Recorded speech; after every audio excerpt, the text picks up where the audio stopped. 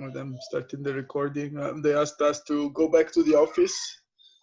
So we were there on Monday, and it was a bit, not chaotic because we were just few, but a bit unorganized because nobody expected to be there. So eventually I went back home, and actually today I'm home. See, San Francisco.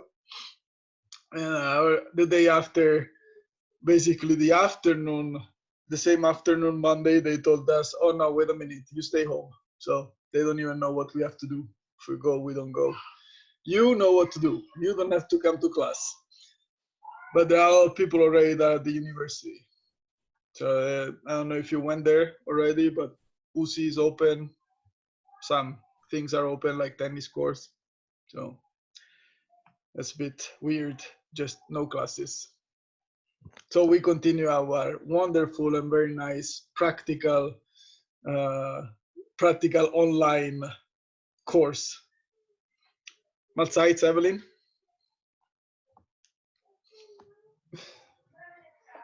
In a few years, I will teach this in English, in German, not only Mahlzeit. My problem, guys, is when you talk, is I don't understand anything. I can talk, but then they reply. That's the problem. When they reply at the supermarket, whatever I say, I get completely lost and say, okay, I said something, but I don't know what you're saying. I don't know what kind of difficult German is this one in Tyrol. Anyways, let's go to our topic, which is that from today on, we start talking about children, games for children, basically the easiest thing that you can do, games for children. We will see different topics. Sorry, I'm talking about children. Agni, lì non ci arrivi, amore. Devi chiedere a mami. Sorry, guys. You gotta ask mommy. Let's see if in English, in Italian it didn't work. In English it didn't work. Musimy mówić maminko. Check. Doesn't work either. In German, I don't know. Sorry. She wants to say something like, I don't know if you did that, but I can hear it perfectly. So we will have different topics. For instance, today we discussed just the games that we use for stimulating kids cognitively, so to make them think. And then we will see cooperative games, and then also by the end of the semester we will discuss about some programs that are actually used around the world. One of them I'm actually implementing it myself, or I will hopefully implement it myself in Austrian schools when everything starts again working. Sorry, shouting at my kids. There are no games for making them shutting up, right? No. That those don't exist. Shouting in my ears. So and so we will see little by little all these different games that are used for kids, which basically game is the main tool for kids in general, unless you are going into some competition and this stuff, but you don't really in this course we won't talk about competition, because competition is not precisely the approach that I like to take. There is a huge difference between exercise, which is the focus of this course, and competition. Anybody who knows what's the main difference for in terms of kids engagement and sorry. Yes, babbo l'hai comprato stamattina, amore. Mamma! Anche mamma, però anche babbo. I bought something for her and she says, Mommy bought it. No, babbo bought it. Era rotto, adesso non è più rotto. Dai, go to mommy, please. So if you were thinking about having kids, think about what happens here. And so think it twice. You have time. When you're 30, 35, 40, calm. The only negative things of having the kids too late, for instance, having girls in specific case of mine, is that when they have boyfriends, I will be too old to chase them, to kill them. So I will have to hire someone to do that. Just kidding, guys. Anyways, so what is in your opinion, the main difference between, or the strongest difference between using competition and exercise, like more open exercising in kids? What are the effects of the different effects that they can have on kids? It's a question for you. Well, in general, everybody wants to be the winner, right? Especially like younger boys try to win, never mind, or doesn't matter what kind of competition it is. They're much more motivated and put more effort in everything. But Uh, I would not say that girls necessarily are like that. They're more like having these enjoying girls' games and do it together with their best friend, kind of. uh-huh. You read a lot of research in the area, right? I'm sorry. Now that a lot of research, I asked if you read a lot of research in this field, because they all say this kind of Not things. really, but I thought I'm an instructor for tennis for youngers, and every time when it comes to competition, the boys are freaking out and the girls are rather holding back themselves. Sorry, a question out of the topic. Where do you teach tennis? At my parents' home, it's in Oh, Germany and oh, okay. so we don't know it. I used to be a tennis player years ago, so that's why I was asking. I also taught tennis to kids, Yeah. and I'm teaching tennis here in the university. Anyways, one thing that Daria, it was Daria, right? See, see. It was you, yeah. One thing that Daria is correct is that for sure, well, depends on the age, right? Especially in early ages until, let's say, primary school, everybody's more motivated. Also, girls want to win, especially when in early ages. Maybe Daria has a different experience, but typically until 10 years old. And so uh, old kids, regardless of the gender, really are more into, I want to win, and they are more motivated in the beginning. After that age, in general, not necessarily everywhere, but after that age, yes, girls are more into physical activity for enjoying with others, whereas guys are very competitive all the time. That's research demonstrated that. I would say that this is a characteristic also after early ages that is kept over the time, because if you ask me to play anything, I want to win. It's cards or whatever it is, I want to win anyways, and I'm 40, so that's something that I guess you keep it all lifelong. uh, but yeah, I mean, in that sense, it might sound even positive in certain ways, because it motivates or competition motivates more kids. Is there anything that might be negative in the use of competition? Might be sometimes, depending on how you use it. They might lose fun if they lose the game all the time. They don't want to participate anymore. I mean, games should be, actually, a lot of games are made on competitions, yes, but depends on the way you implement competition, the way you use it. If you use it in a bad way, a lot of kids may lose interest in the activity, because especially those that you are not, let's say, unless you are in a club and you are training kids in a specific sport, for instance.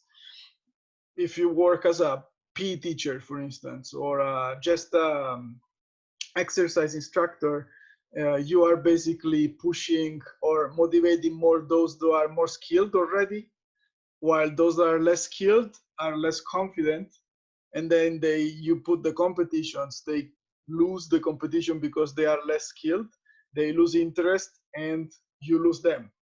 So one of the main risks, I'm not saying that competition is not good, or I'm not saying that you can't use competition, but certain type of competition tends to make most of the kids lose the interest, because why, in the beginning they might be more all motivated, like Daria said, but then there is only one who wins, and the others might get disinterested because they don't obtain any success. And then repeat it over the time, over and over again, you get a bit lose confidence in yourself. And there is one thing that is called self competence. Self competence is the way you feel competent. So how do you see yourself in terms of abilities, in terms of how strong you feel you are, how skilled you think you are, etc. It's a self-perception. They say that this is strongly related with participating in activities. It makes sense. And for instance, let me ask you a question. Like if you,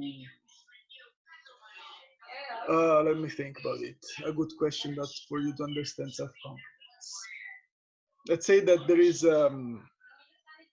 is a swimming pool in your area.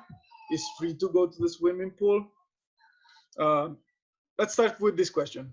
There is a swimming pool in your community. It's free to go. Would you go and swim? Yes. Definitely. Perfect. Yeah. You like swimming, so some activities even for free. Perfect. Obviously not in this weather. I don't know if the weather is there, but in winters, the trees are flying for so strong. The wind is so strong that it's crazy. But yeah, let's say that the weather is good, and so you go.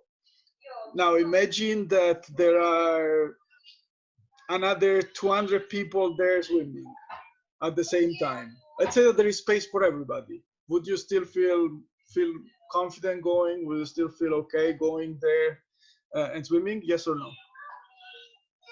I see few faces. Most of you that I see on screen, they say yes. If there was the national team, the national team of Austria in swimming, so all people who swim wonderfully, perfectly, etc., and there are only them and you, would you swim together with them or not? And don't say yes because they have nice bodies. Just just say yes or no based on how you think you would feel. Probably most of you would, but a kid or someone who doesn't feel really confident swimming in a condition in which you are surrounded by people who swim very well and it's you alone and the other who are very skilled in swimming, you will think about it. They will think about it because they wouldn't feel confident with their swimming. They wouldn't feel competent enough, and they would be ashamed of swimming. Probably with you, this example doesn't really work because just like me, you wouldn't care. I would just jump into the water and use my wonderful dog style swimming to swim in the middle of the national team, and I don't care what they think about me. But many kids are affected by this the self-competence. So many adults probably less used to sport as you are, but many like think, okay, no, wait a minute, I don't feel competent enough to go there and swim with the national team because they would be judging me and they would think that I'm very bad. So self-competence is something like that. What do you think you are?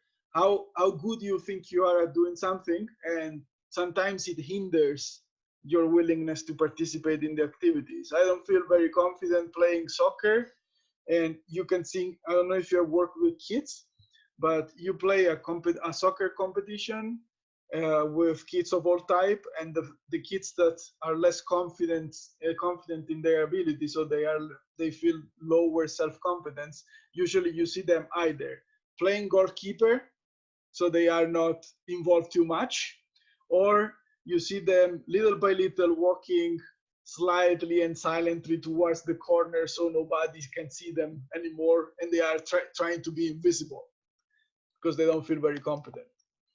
So the objective actually is to avoid this in general and instead to have everybody participating.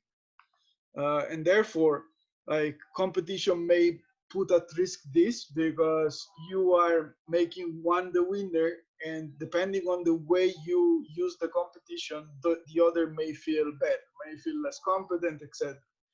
Over the time, they say, okay, I'm not going to play anymore, regardless if it's a game or not, or if it's fun or not. See, if they keep losing, and you as an instructor stress the fact that competition is important, kids get a bit less motivated. Does it make sense, guys? Okay, I will take the sample of those who I can see because there is another bunch that I can't see, but since those that I can see do yes with their heads, it's perfect for me. Works for everybody. Another thing that competition is risky for is the fact that, like, if you take competition as a pure competition, so matches, etc., you have to basically, if you are the coach, you have to select a team. For instance, if you do a team competition that allows you to win, right? Am I not correct? You're playing a competition. You want to win the competition. You are the coach of these kids. You have to choose those that play better, right? If you want to win. So the approach is, okay, I'm in a competition. I want to win. I'm the coach. Good. Sorry, my daughter showed me that she's eating sausage. It's a very important moment of her life. So you are choosing the best players, so to win, and so automatically you are excluding most of the kids. Soccer game, you have 20 kids, you are excluding already 9 because you want to win the competition. So in this course, we are not discussing competition of that type because it's out of the purpose of this course. This course is games, exercise games that need to involve everybody. And competition in the way that the competition in the ways approached in the clubs, sports clubs, federations, etc., is a competition that is unhealthy for kids. Selecting the best, only one wins, etc. So for us, games for kids are those games that avoid this, and instead can use competition, but promoting that everybody feels okay, everybody feels fine.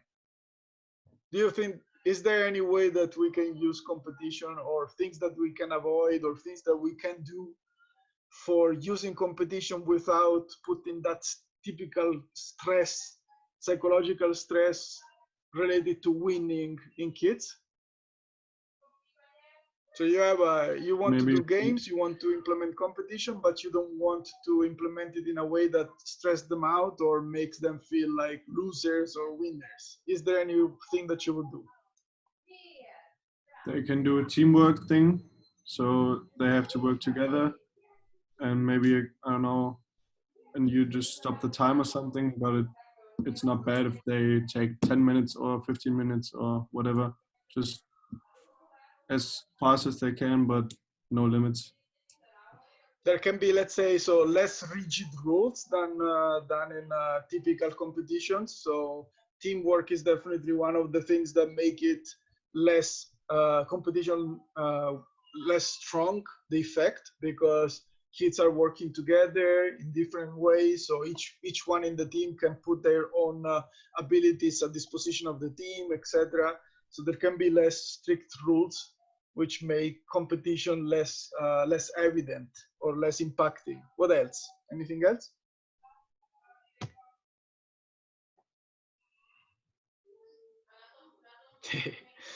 I will show you some. Maybe no punishments. No punishment. No punishment is unmotivated. Yeah. Pauli, again? Sorry, I was talking. Yeah, because punishments are unmotivated. So probably if you're not doing punishments, they're getting a little bit motivated to do it again. Well, definitely no punishments or no penalties for losers is a general rule. So it applies also to competition. So not to stress too much the fact that one loses, right? Okay, you may have lost, which is nothing bad, but do not use extra punishment to stress that. So the loser feels even more loser because, okay, I lost and I'm even being punished, even if the punishment is fun or so. But sometimes I saw in games or in exercises that they put the punishment that the kids have to turn around and the others have to hit them with the ball. They have to be close to the wall and the others try to hit them with the balls, like old style. It's not that kids are made of glass, right? We can play with them and we can do some rules that, for those who lose, etc. But we don't need to go into physical or humiliating things.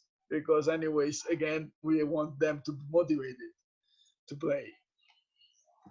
We will see more later. Today I'm showing you.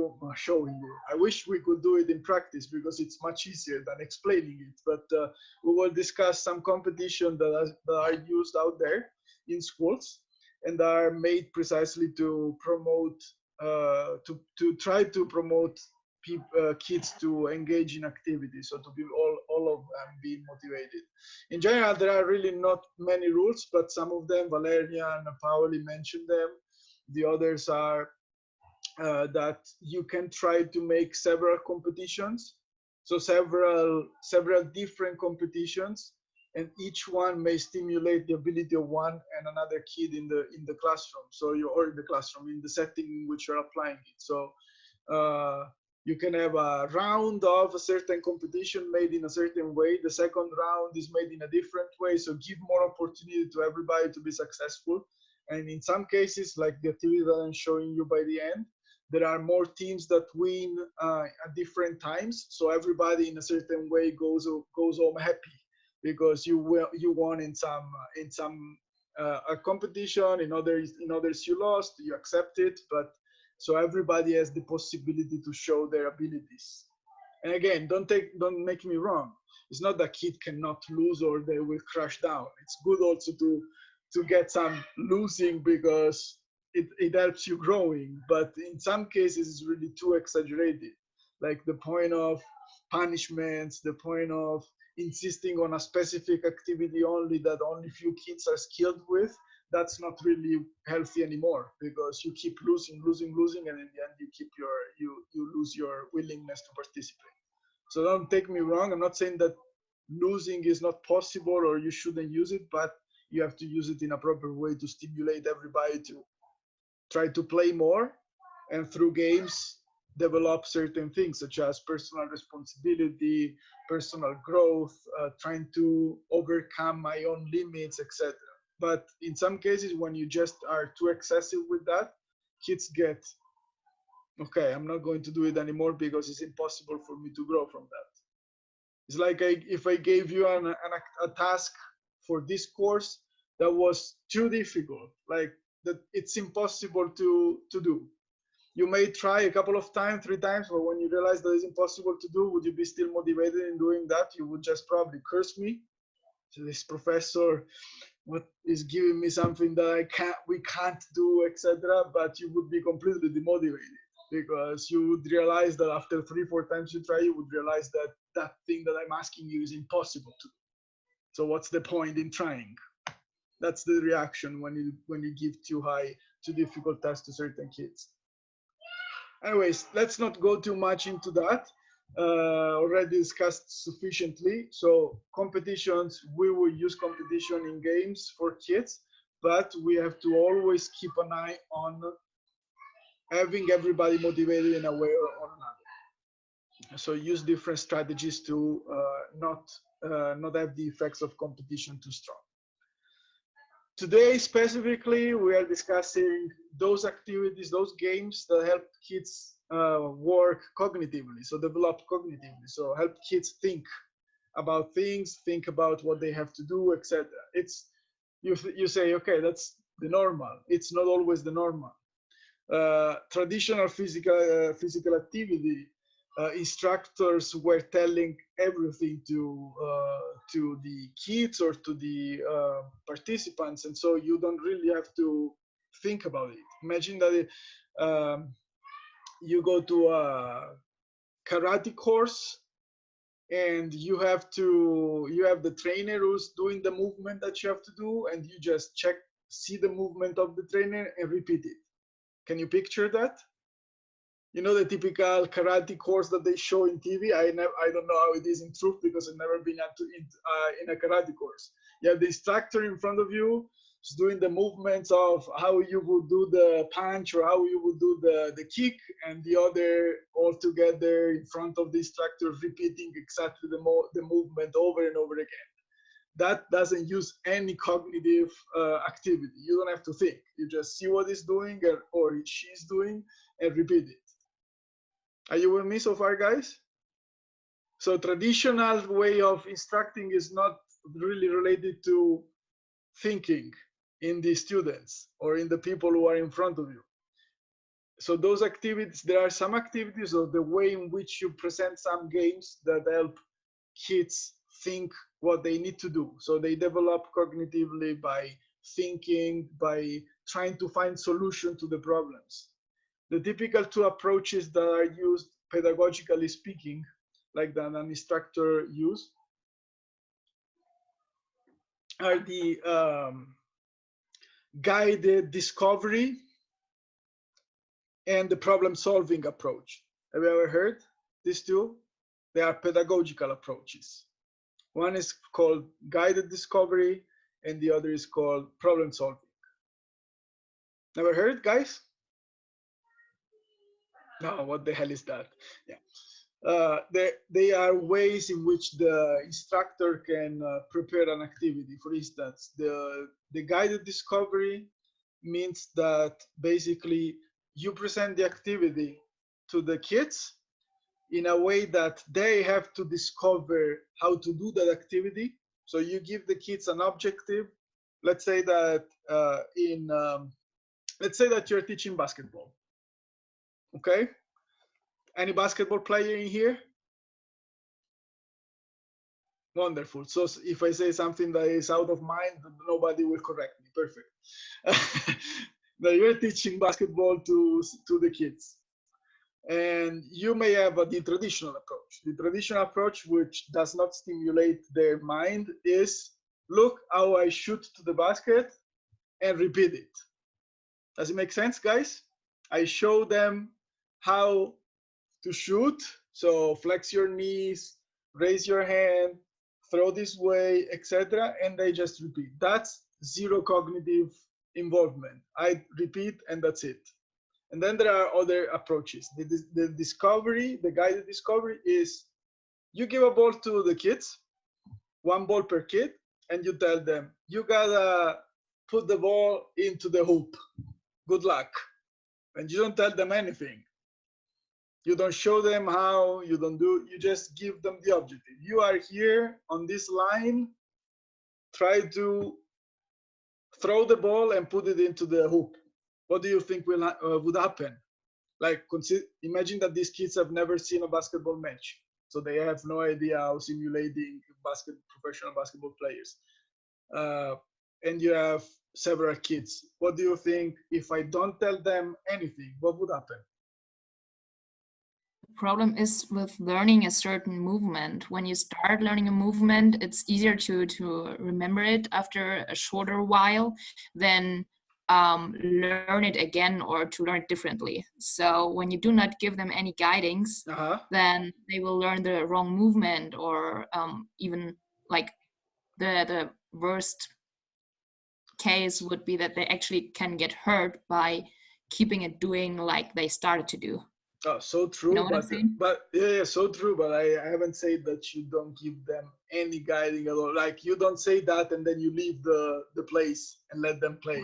But when you say, well, there's the basket, and then throw the ball in it, no kid will have a clue how to throw the ball. Correct. So they will try they will try to do it their own way, like, which is wrong, probably. Am I not correct, Daria? Yeah. That's yeah, what but you are still there. It's not that you let them try over and over again in the same way. They try. So you actually give guidings. Yeah, it's guided discovery. Guided discovery. You start the activity by you give them the ball and you tell them try. And as you, Daria, say very well, probably most of them have no clue and they will try their own way, right? You'll see someone tossing the ball from in between the legs and up. Another will try from a side, you'll see the worst things, correct? Because nobody has really an idea. And most likely they will all fail. Nobody will be able to. So that's when you intervene. So to avoid what Daria said, like if you let them try over and over again without telling them anything, they will learn something that is wrong. So when you see that they are missing the shot, you start reflecting with them and you tell them, okay, so it didn't go the way it was. Why do you think it was? Maybe because I did this, this, and this. and then you tell, okay, since you realize this, why don't you try to do this? And you give them a little hint, not all the movement. You're giving them hints little by little for them to realize the best way to shoot at the basket by themselves. It takes way longer time, sure, but the process of interiorization is called internalization. When you understand something, is made by, you can't put the thing in the head of a kid. The kid has to reach it by himself or herself, and you are there to guide them. It takes way longer, for sure. Sometimes I don't use it when I teach tennis to my kids. I just tell them, stand in this way, put the racket this way, etc. But if you want, if your objective is not teaching basketball, but your objective is to make kids think about the things and realize how different movements lead to different results, that's the best way. That's one of the best ways, because you think about it. And so you will always have the experience to remember, why don't I shoot, for instance, in a way that I have the ball, I handle the ball with two hands and I shoot from in between my legs up. Oh, because I tried it and it didn't work. It's not because my teacher or my instructor told me to shoot that way. It's because I tried, and little by little I realized that the best movement is this one. Does it make sense, Daria? Does it make more sense? Yes, sir. Like, it is used, again, Daria probably also speaks from a tennis point of view, like, it's very complicated to do something like that if you want the kids to learn a certain sport. But if you use that sport only as a game for kids to develop, then you can take it that way, because you are not in a hurry for the kid to learn to shoot at the basket, because you are not playing competition, or you are not interested in that. What you are interested in the kids to develop cognitively and to learn from their own movements and mistakes. And besides, this strategy is in, let's say, it's makes sense in even sports, in the way in which that typically and traditionally sport was taught. I take a book and this is the technique. Learn this technique, right? Like, this is 20, 30 years ago. They all were taught a technique the same way. Like, this is the traditional technique for tennis. I was taught the traditional technique for tennis. You hold the racket this way, you do this movement, etc. Now, the question that came after that is, do you watch sports, guys, in general? Any sport? Do you like watching sports on TV? Because some people don't. Some people prefer just to do it. But if you watch sports on TV and you have a favorite sport, someone who said yes. Aaron, Gruner, what sport do you watch, since you say yes? Depends. Most of the time football. Not at the time, but like tennis, football, boxing, whatever. Okay, so football is your favorite, right? Now, Yeah. Tell me how many players you have seen shooting, like, let's say, attackers or midfield, shooting when they want to score a goal, exactly with the same technique. Yeah, exactly. Probably none. None. Probably none. Each one has their own techniques. They are very Yeah. similar. They are based on studies before, etc., but not with the same technique. Now, Daria, you are a tennis teacher. How many tennis players, if you watch professional tennis, how many tennis players hit the forehand in the same way? Pretty much none of them, because everybody has his or her own way of playing the correct. Exactly. So the difference between telling them exactly how to make the movement or making them reach the best solution by giving them hints but letting them try is also related to this. If you teach them the technique with the capital T, is the technique that is learned traditionally on books, and it's for everybody will be the same. You're teaching the movement. when you use this sort of strategy like problem solving or discovery, guided discovery, Daria, so you are not letting them alone, but you are there to guide them little by little towards the ideal solution, which is the book solution. But you don't have to reach the ideal solution of the book. Little by little, the kids reflect on the movement, try over and over and over until at a certain point, they are successful.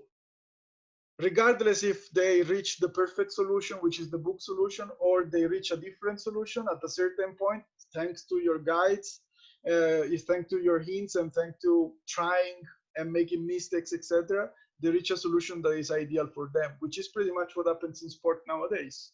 Like you see tennis players, each one hits the ball in a completely different way. Maybe if we taught Rafa Nadal to hit the ball in the classical way, like Roger Federer style, maybe some of you are familiar with what I'm talking about, some of you not at all. Roger Federer seems very classical in his tennis technique. Rafa Nadal is more modern, like having a different hang on the racket, etc. Maybe if we taught Nadal to use Federer's technique, which was the classical, Nadal would then not, we don't know, but maybe would not become such a strong player. So using this technique helps kids thinking, and also sports related, helps reaching the ideal solution for each one of us, because we are very different. Besides, in sport, the main thing is basically, if you think about sports, the main thing is being successful. Like if you focus on competition in this case, right? Your objective is in basketball, shoot, score as many points as you can. If you can do it with a technique that for me is weird because it's not book technique, but if you're able to do it, good for you. Like that's the point of sports.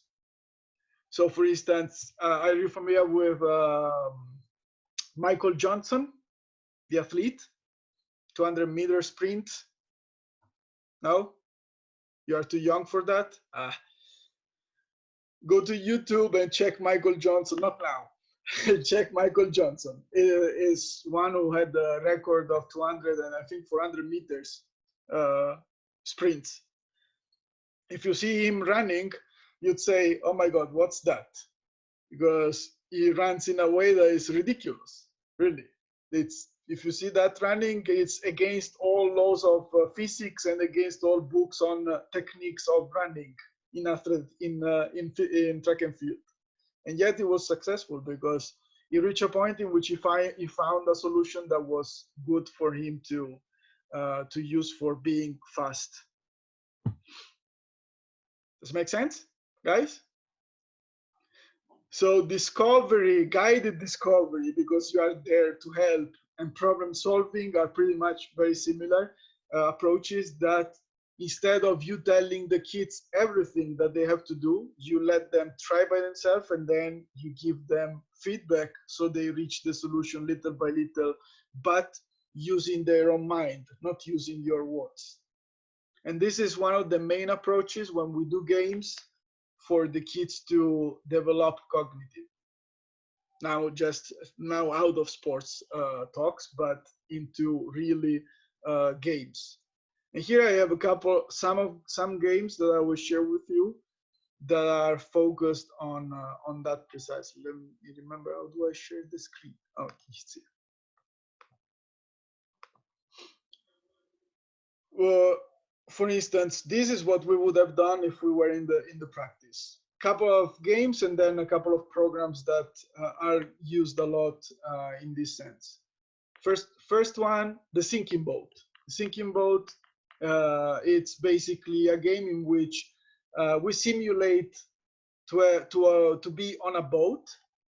It can be, for instance, with mats. We place mats on the floor of the halle, as many as we want, and the kids need to be on the mat, because the mat is the boat, and around there is the sea, but the boat is sinking. So little by little, the boat is losing parts because the parts are going underwater. And what do you do in the game? You are removing, let's say that the boat is composed by 10 mats in the beginning. Little by little, it sinks.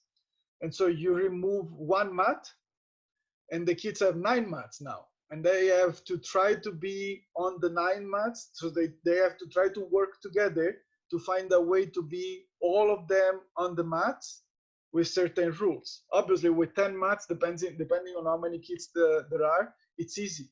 But then after a minute or after 2 minutes, they have 9 mats. After another 2 minutes, they have 8 mats. After 2 minutes, 7, and so until they reach basically 1 mat, and they are a lot of kids, and they have to try and be on that mat all together. And so they have to think about it. They have to think, okay, how can we organize ourselves to be able to be on the mat all together? Does it make sense, guys? You follow me? This is an activity that you can do as a whole group. So no competition. It's really, the competition is there is none, because there are no teams. So you have the whole group, and the group needs to work together. It's like Valerian was saying, like we do teams, so they have to work with each other and learn to work in different ways, cooperating things to find a solution. And they have to think. You don't tell them how to place themselves on the mats. They have to figure it out. You can give them a minute, 2 minutes, 3 minutes, and in that time they have to think. The shorter the time, the faster they have to think. And then you can change, for instance, the shapes. You can change, so different rounds, different shape of boats, different round, different areas to cover, different rounds, different rules. You can give them also rules. For instance, you can't have both hands and feet on the mat. So if a kid is, you can have maximum 2 out of your 4 extremities on the mats. So the kids have to think, okay, how do we do it by and being only, each one of us only has 1 foot on one hand or 2 feet, etc. Does it make sense so far, guys? And you can also do it competition. You can do competition. You create teams. Each team has their own boat. And for every time at a certain point, for each team, you remove a mat. And then they have to figure it out. And let's say that the team that completes the wall, that at the end of the time has more kids on the boat, is the winner. No, it's easy. All right. So this is an example of, for instance, activities that you can do. Now, there might be one problem. What could be a problem of this exercise that we should try to avoid in some way? Obviously, I didn't tell you. So I say that the winning team would be the one with the highest number of kids still on the boat. What happened to the kids that are not on the boat anymore because they were unable to stay on the boat, or because the kids didn't find a solution for everybody to stay on the mats? What happened to them? I didn't say that. What do you think happens? They are out of They game. sink. Huh? They are out of game, and Exactly. They're out of the game. So we are going against one of the main rules of games for kids. We are excluding them. How can we solve this problem? If we want to play this game, of course, the kids have to reorganize themselves to try to be on the mats. We can give them hints, as always, to help them out if they don't find the proper solution. Or in this case, we can let them try, and then if someone is out, like someone cannot be on the boat for any reason, then is out of the boat, is, let's say, eliminated from the boat because he sank with the boat. So what happens to them? What do we do with them?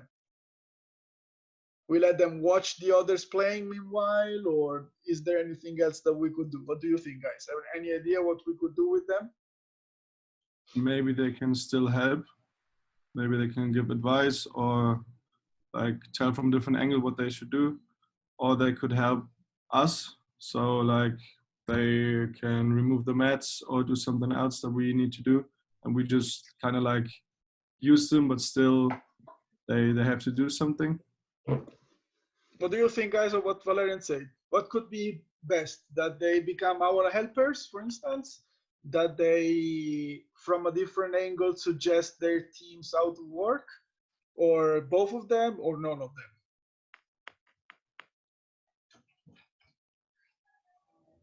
Come on, I won't fail Valerian if you say that what he said is terrible. What do you think? You agree with him? You don't? You have any other solution for the eliminated kids? I have another solution. Okay. But I think it's a good opportunity for the kids to help their own teams to give hints. And So that what Valerian said of giving hints to their own team is good, but you have another solution too, right? Or not? Oh, Aaron got stuck, at least for me. I have another solution. Another? Yeah. Like I can't think of anything if we're using the boat, especially, but they can be involved by doing like the exact opposite, so they can try to get the kids off the boat and do something like I don't know, be in the water and being the sharks or something, but they should not be allowed to pull the kids from the boat, but they can act like they're sharks or something around it. Sorry, I have my kid is I don't know if you see that, but she's brushing my hair with a sort of weird stuff. Thank you, Maria. It was necessary. So I was laughing because of that, not because of what you were saying. Very good. Aaron disappeared. Meanwhile, probably had a problem of connection because he got stuck.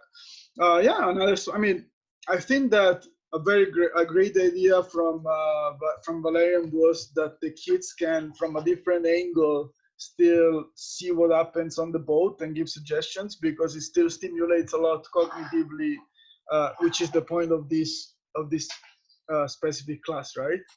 So they remain in the game. They still have to think about it, just that they are giving hints. So they are still important to the team for the team to be successful, because they can see from there how to do things, etc. That's a good solution, I would say. The sharks, also a fun solution. It can also work, just it's less cognitively involving, but still a fun solution. That doesn't mean that it's a bad solution. You can also do that. Important to give rules, like they cannot pull kids out of the boat, but you can play some, at least they have fun while they are waiting. But I think the very interesting idea was the one that they give hints because it still stimulates cognitively. What you definitely have to do is do not let them just stand or sit behind you waiting for the game to finish, or the game is not a game anymore. It's a punishment for the others. And when we talk about games, we talk about the things that involve everybody. Aaron came back. You got stuck, Aaron. Or at least for me. Couldn't see you anymore. yes, sorry, my internet is lacking. Don't worry. I know what you're talking about. My internet is terrible at times. So anyways, we were saying that Valerian's idea, which you confirmed, Aaron, of giving the kids the role of sort of out of the boat captains that give hints, is great, because you keep cognitively involving the kids. This is one activity.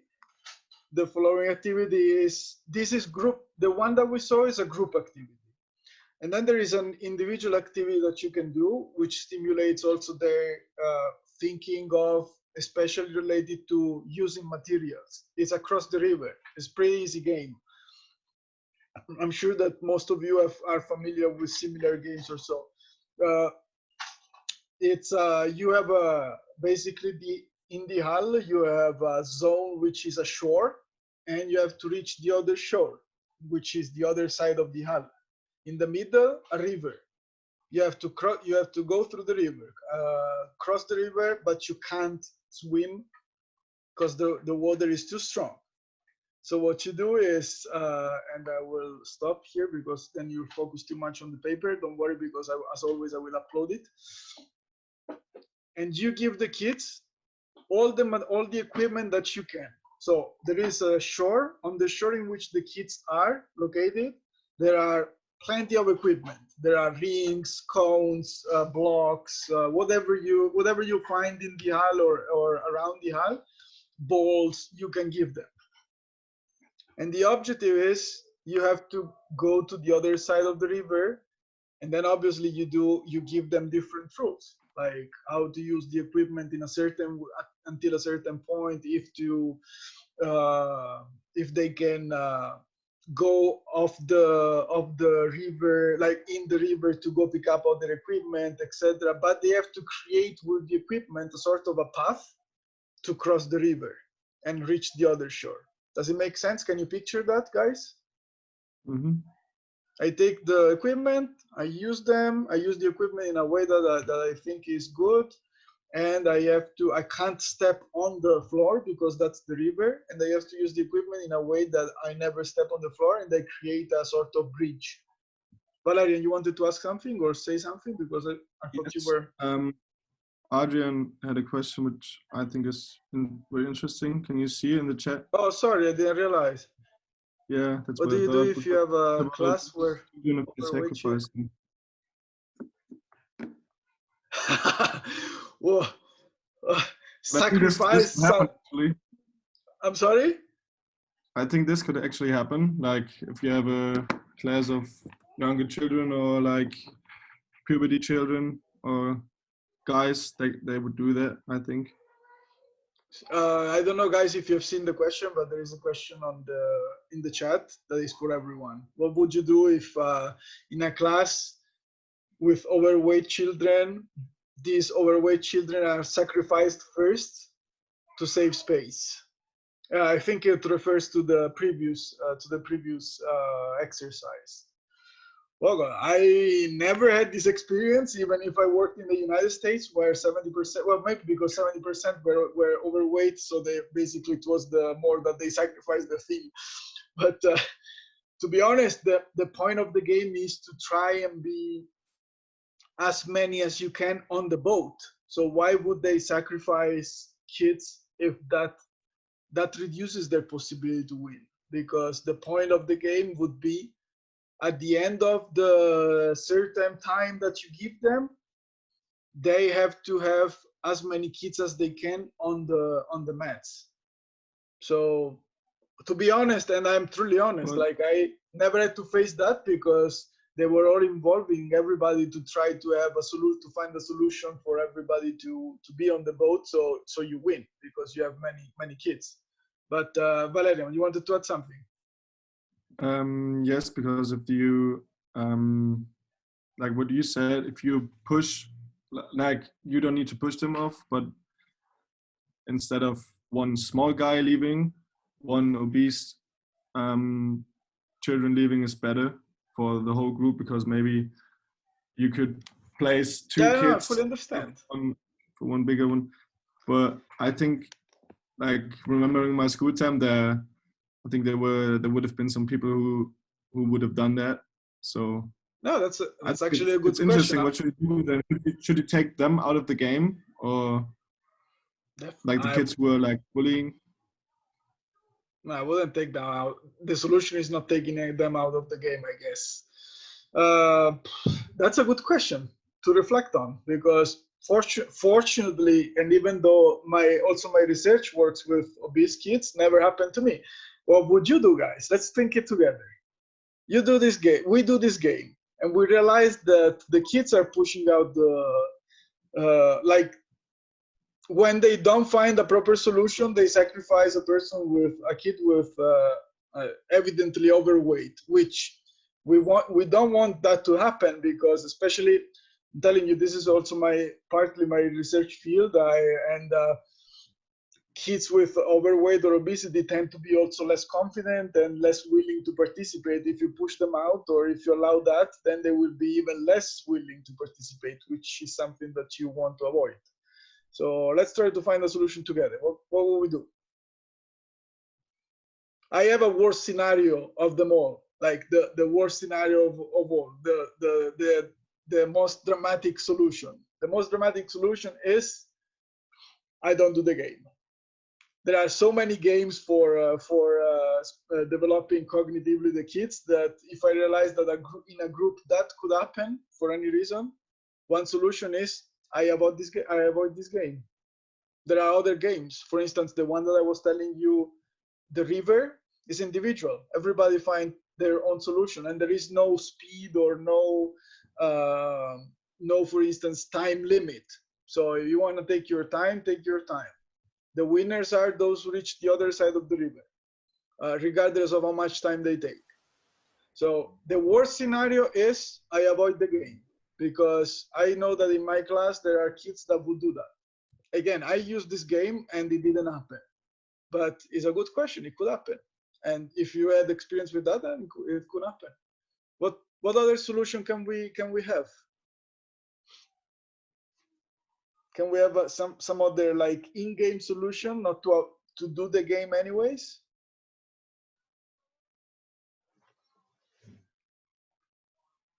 Guys, let's think.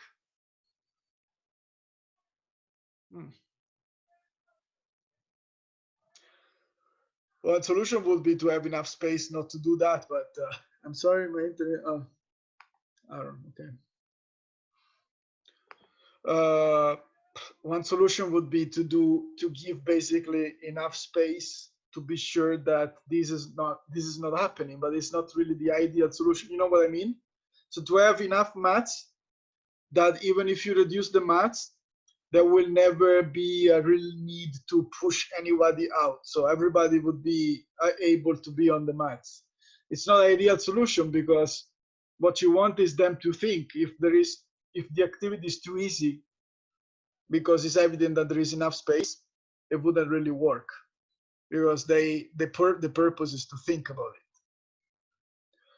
So in my opinion, but I can give you this not task, because it sounds like an obligation. If you think about it, because I want to show you also something else before we conclude this meeting. If you think about any potential alternative solution to do not do the game, please send it to me, and I share it with the group, because it's an interesting question. Never happened to me, but it's an interesting question. Unless you have one now and you can tell me. If you are interested and curious and you think about it, please bring the solution to me. My alternatives are, we don't play the game. There are thousands of different games that can be played in this area. And if that should happen, if I realize that happens, I switch to a different game, and that's it. So I'm open to listen to your proposals, but now we go a bit further. So we see other games, but this is a point that I will also reflect on after the course. And if I find anything useful, I'll post it to you, and I expect you to do the same if you want. Agreed? So let me show you something else. So the river is clear. We say that we use the equipment. We have to cross the river, and each kid separately, individually, has to think a way to cross the river. There is equipment in there. You have to take the equipment and little by little build a bridge. It's similar to some videos of you guys that I saw, that you remember the period of the COVID challenges. There was the floor is lava. So some of you guys sent me that video. It's very similar. You try to make use of equipment that you have around to not to touch the floor. Another activity, let me share the screen. Then there are the two things that I wanted to show you are programs that exist and are used in school. They are programs, so they are really set up programs that existing programs that people work with. One is called tactical games. If you're interested, it's also called, so you can also find it as teaching games for understanding. Like if you Google teaching game for understanding, TGFU, that's the abbreviation, or tactical games. It's a program that was funded by I think that by the American education or so, and is used in schools, and is using games, sports games, for kids to think about decision making. In my example, for instance, it doesn't really matter what sports you play, but it's sports based. So you use a sport and you present the kids with different situations. Situation of, for instance, 1 versus 2 in soccer. So you have groups around the hall. You create small spaces all around the hall, In each space, there are 3 kids, and they play 2 versus 1 soccer. So far, so good, guys. Can you picture that? You have the wall hall with different small spaces. In each space, there are 3 kids, and in each space they play a 1 versus 2. And the point is not winning or losing, but the point is that each kid has an objective. For instance, in a 1 versus 2, obviously there are 2 defenders and 1 attacker. The attacker has to think about the best solution to score. While the defenders, being 2, they have to think to how to occupy the space in the best way to avoid the other to score. It's not about technique. We don't teach technique in this activity. It's not about learning soccer or learning basketball or learning anything. It's about thinking. And at the end of each stage, we stop and we discuss with the kids. So kids, what went wrong? What went well? This, and this. Why do you think it went wrong? Because I moved, for instance, let's say the 2 defenders. They had the attacker scoring. Why do you think it happened? Oh, because I was shadowing my teammate and we left a lot of space open. So what should you do next? Probably we should be separated in a way that we occupy the wall space and create a sort of barrier in front of the goal. Excellent. Let's try again. So we stop, we discuss with the kids. The kids propose different solutions to have a better success, and then we try those solutions. And then we stop. And then we propose new solutions, 2 versus 3, 3 versus 4, 4 versus 4. In every situation, it's not about technique. I don't care how they do that, but they have to think how to do it. A typical 2 versus 1, 2 attacking and 1 defending in soccer. The typical thing that you'll see in kids, especially those who are into soccer. The kid that has the ball tries to dribble the other, tries to go past the other without passing the ball because he thinks he's Cristiano Ronaldo. And obviously he loses the ball because the defender takes the ball. So what happened there?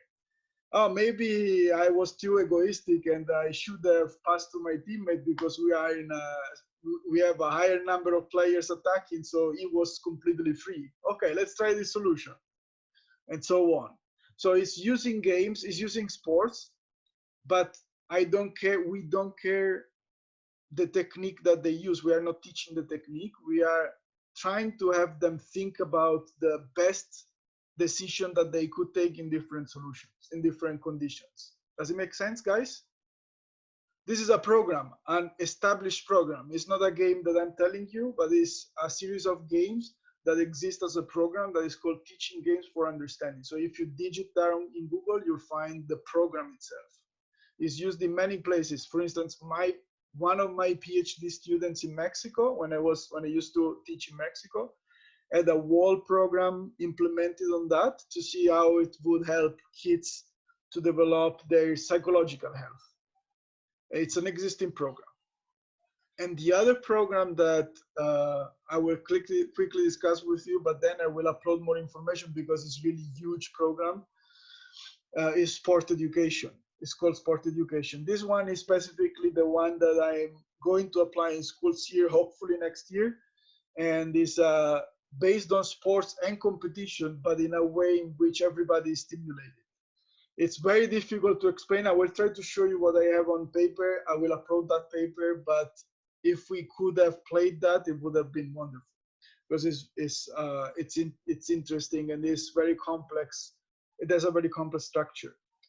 The point is creating a sort of league, like the soccer league, like the Bundesliga, like any competition that you know. So there are teams, there are match days, the teams play each other, etc. in competition. And then by the end of this competition, there is a ranking and the table, right? Like any competition. For now, so far so good. Like any competition, you have the kids divided in teams. They maintain these teams for the whole period in which you apply sport education. It can be 1 month, 2 months, 3 months, 6 months. You are doing like a league. What are the different points compared to a league? In many cases, the kids are creating their own rules for the league. So they are deciding everything. They are the league owners, those who create the league, which is interesting for the kids because they get engaged in that because they have to create their own rules, their own score point, their own trophies. In once in the United States, we did the. Are you familiar with Quidditch, guy? The Harry Potter game. So obviously we didn't fly because I still haven't learned how to. But the game was, and it exists. There is, if you check it on Google, there is a federation of Quidditch. So it's a real game. Have you ever seen the what's real game? Real game. Have you ever seen the movie? I don't know, the Internship, where there are these two guys who go to the Google to make an internship there, but they are very old. It's a comedy. All right. Anyways, in that they are playing Quidditch. It exists. If you check, there is a federation of Quidditch. There are a couple of national teams, etc.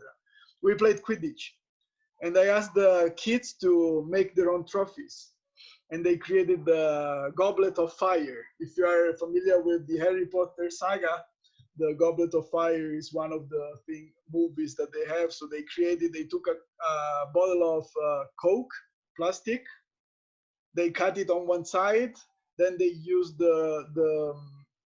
when you use kitchen paper and you finish it, at the end there is this tube, paper tube.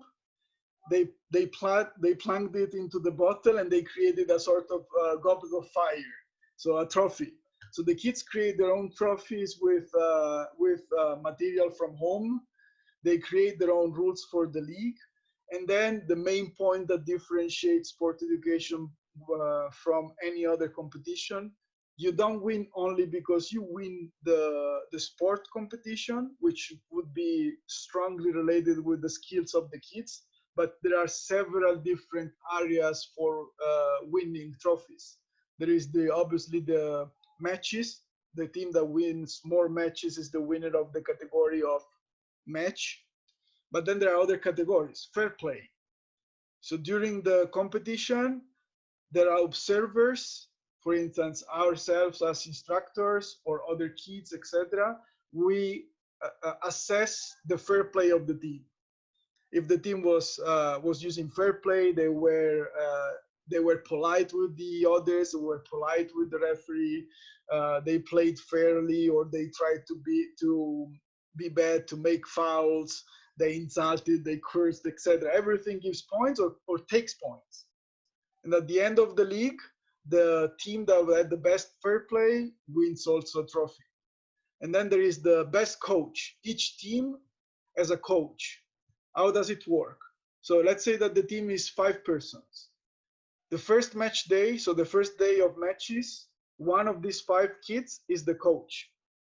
The following day, another from the team is the coach, and the one who was coached the first day becomes player. Can you follow me? So they are taking turns being coaches, being players, being observers, etc. When you are a coach, you can score points for your team. How? By being a good coach. How are you a good coach? Well, we can decide how a good coach is. So we reflect with the kids. How is a good coach in your opinion? A good coach should insult their players. I don't think so. Let's put this into the bad coach category. And so you create a sort of observation table, and if a coach behaves well, gains points for the team. If it doesn't, loses points for the team. Which means that you don't really need to be super skilled in the sport that we are playing, because you can still earn points for your team just for being a good coach, or just for being a fair player. And I applied this several times at the end of the competition. Typically, if we have 8 teams, 4 or 5 wins trophy. So almost everyone wins something. And then obviously there is at the end, when you sum up all the categories, the one team that wins in general all the world trophies, so the main team, because sums up the points from fair play, from coaching, from matches, and you can create as many categories as you want. And that team is the winner. But many times, when I applied it, the team who won the highest number of matches, so the team with the most skilled player, was never the team who actually won the competition, because other teams scored way higher in fair play or coaching style, and they had, when you sum up all the points, they had way more points than the others. So it's not about skills, but it's about a lot of stuff. And that, at least the research says that it motivates more kids. It develops a certain thing that is called physical literacy, which is very important. So understanding sports, understanding education, understanding many rules that exist in our society, such as respect and these things. And it's a game. Besides, you don't really have rules in which you have to stick to a sport. But in other cases, what we did was every match day was a different sport. So we start first day, basketball. Second day, soccer. Third day, bocce. Fourth day, table tennis. Every day was a different sport, because it's not about the sport, but it's about the way the competition is developed. Let me show you what I had very quickly, because unfortunately this is much easier to see in practice than to describe, but I'll show you what I had. So this is sport education. This I had prepared. If we had done it in practice, I had to prepare a sort of schedule. This time is 0.5 minutes, because we would do it everything in one class. So we would have the first 5 minutes, the first match day, the second 5 minutes, another match day. And then there are the rankings: match, sportsmanship, and tactics.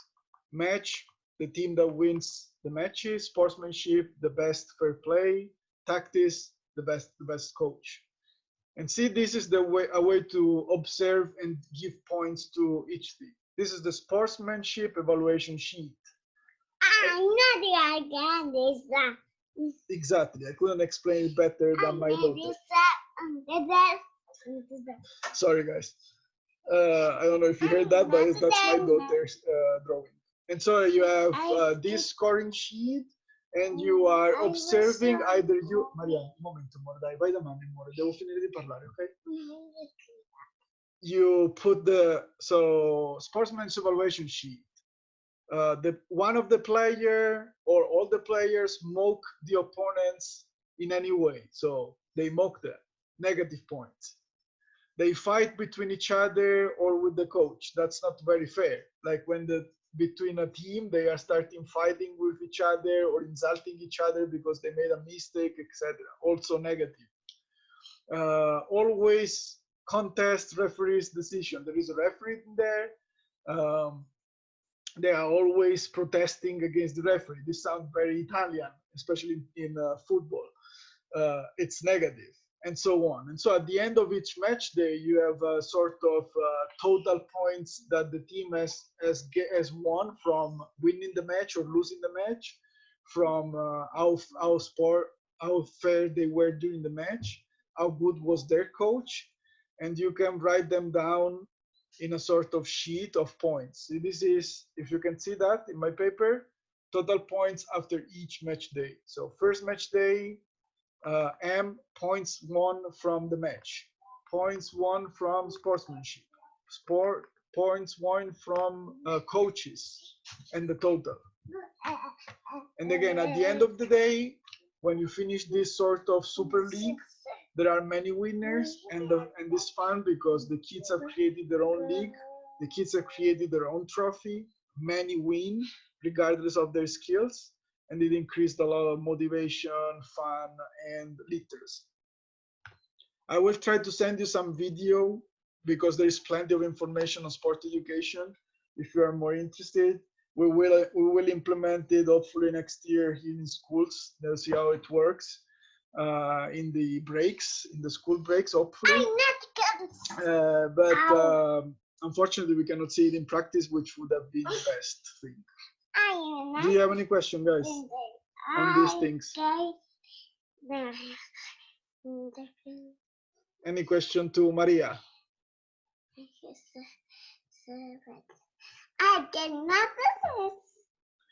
Okay, bye, go.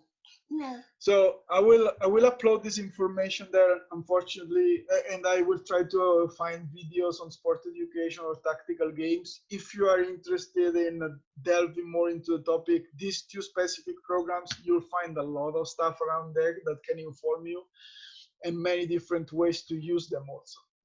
But all of them force the kids to think. In sports education, the kids are not only playing the match, but they also need to know the rules, apply the rules. They need to show sportsmanship. They need to show coaches' abilities, which means that when you do this sort of program, you are involved cognitively because you have to think about all these thousands of things that happen in a team. And it's pretty fun for the kids because it's emulating a sort of a real league, and they are the league owners. So all of them help in many different ways, also cooperation, but mostly involve them cognitively. They are the active part of the game. They have to think in order for the game to be developed properly.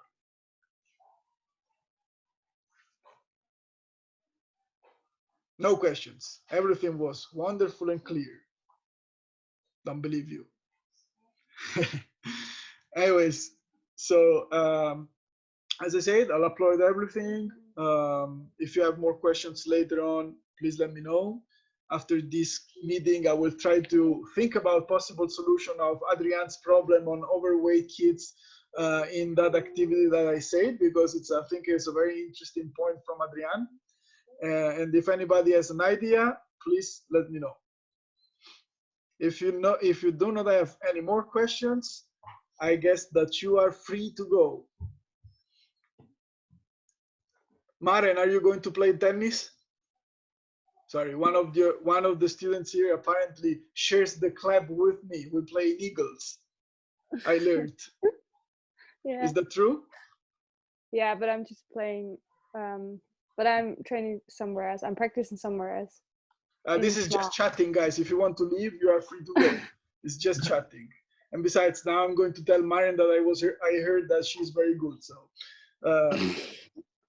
talk to you during the week, and see you next time for the Zoom meeting. All right. Thank you. Bye, guys. Thank you. So Thank Marian, you, they told me that bye. you are very good. Yeah, it's okay. I thought that I had you in tennis, and I was, oh, well, very well. I can use some help. But no, I realize now that I have you in Bewegungsspiele. Yeah. Do you play a Yeah. lot there? I'm playing a lot. Yeah, I'm still playing a lot. So. Well, I stopped recording this because that doesn't need to be recorded really. Well, so later we'll meet. I went there for the first time on Friday to train with the team. I'm playing over 35. I'm old. In Eagles. Yes. Oh. Yeah. Yeah. I wasn't there. I was there once. But, oh well, yeah. I guess that they opened recently, I suppose. Yeah, I used to play tennis when I was young. I played professionally for a while, but not a high profession. Yeah, me too. But just... now I coached for a while. You do? You played professionally? You playing professionally? Yeah, I still do, but just yeah. So you play well. I love it. Yeah, I guess so. I don't know. All right, next Friday I'm there, and there is. Okay, well, maybe I'm also there, but I don't know yet because practicing. I'm just playing for the team there, but I'm not practicing there at all. Because yeah, my trainer is in Schwarz. Oh, okay. So. Yeah, they have a good team, I suppose, right? They seem to have good teams. Yeah. Yeah. The person who told me is Marcus. I don't know if you know him. Yeah, I know him. Know him. Yeah. He plays with me in the team. I better say I play with him in the team. Yeah, he plays well. So. Yeah, it was good. Anyways, if you are there around on Fridays is when we started training from 4 to 6. So if you're there around, just stop by and say hi. Yeah, maybe I'm gonna say hi to you. All right, so I'll let you go, guys. I'll let you go too, Maren. Sorry. Have a nice rest of the week. You too. Bye. Bye.